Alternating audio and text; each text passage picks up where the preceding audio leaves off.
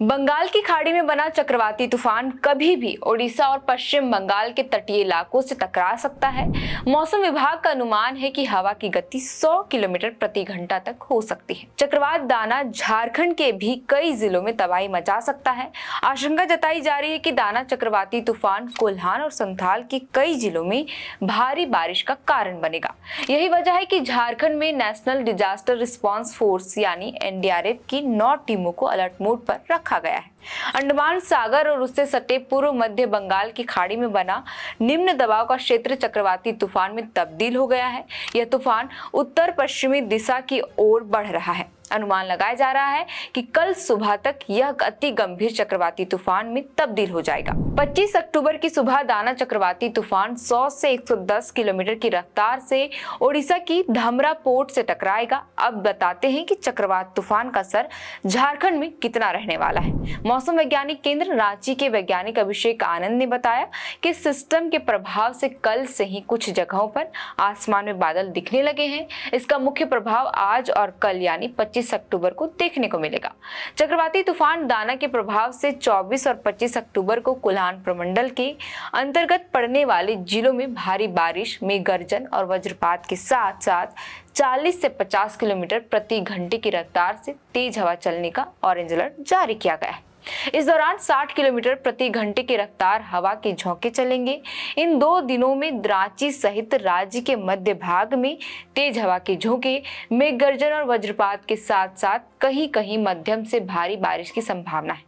आगे मौसम वैज्ञानिक अभिषेक आनंद ने बताया कि 26 अक्टूबर से यह सिस्टम कमजोर पड़ने लगेगा। इसके प्रभाव से पश्चिम में सिंहभूम, गुमला और सिमडेगा जिले के कुछ स्थानों पर भारी बारिश हो सकती है।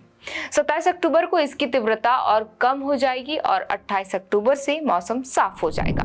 मौसम केंद्र निदेशक ने राज्य के कोल्हान प्रमंडल और इसके आसपास के जिले में रहने वाले लोगों के लिए खराब मौसम, मेघ गर्जन, वज्रपात और भारी बारिश की संभावना को देखते हुए सजग और सावधान रहने की अपील की है। वहीं तूफान दाना के वजह से कई ट्रेनों को भी रद्द कर दिया गया है। जिन ट्रेनों को आज रद्द किया गया है वो है हटिया पुरी तपस्विनी एक्सप्रेस, पुरी से हटिया तपस्विनी एक्सप्रेस, भुवनेश्वर धनबाद गरीब रथ एक्सप्रेस को रद्द किया गया है। जबकि कल यानी 25 अक्टूबर को पुरी आनंद विहार टर्मिनल एक्सप्रेस को रद्द किया गया है।